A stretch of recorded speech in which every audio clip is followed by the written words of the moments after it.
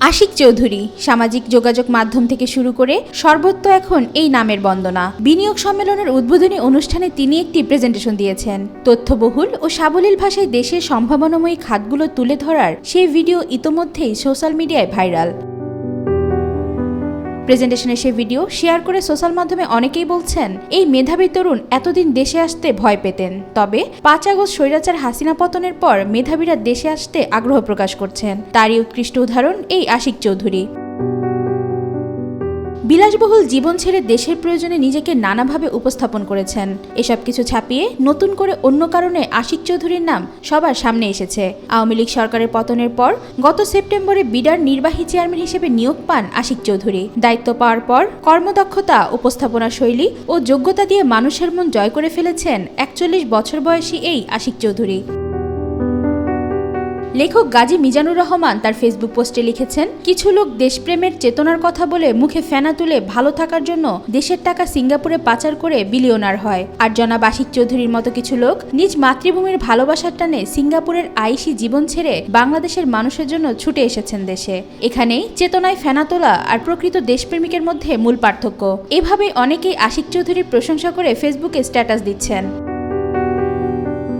যতই দিন যাচ্ছে ততই আশিক চৌধুরী এতদিন কোথায় ছিলেন, কি করতেন, এমন প্রশ্ন এখন সর্বত্র।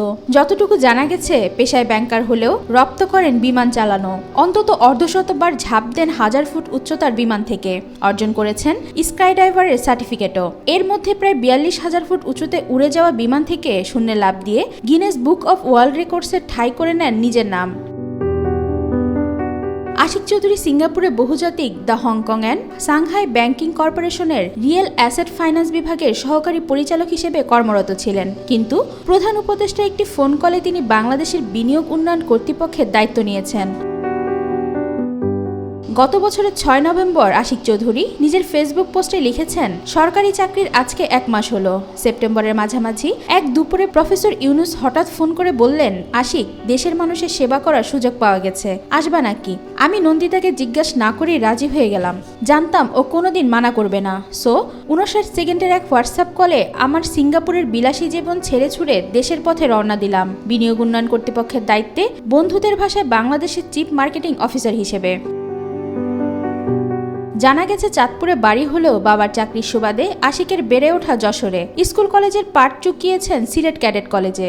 এইচএসসি পাশ করে ভর্তি হন ঢাকা বিশ্ববিদ্যালয়ের ব্যবসা প্রশাসন ইনস্টিটিউট আইবিএতে। ২০০৭ সালে স্নাতক শেষে যোগ দেন বাংলাদেশ বেসরকারি একটি আর্থিক প্রতিষ্ঠানে। ছুটি ছাটায় ছুটে যেতেন রোমাঞ্চের টানে। ২০১১ সাল পর্যন্ত ওই প্রতিষ্ঠানে চাকরি করেছেন। তারপর পড়তে যান যুক্তরাজ্যে। তখন থেকে সেখানেই তিনি নিজেকে নতুনভাবে গড়েছেন।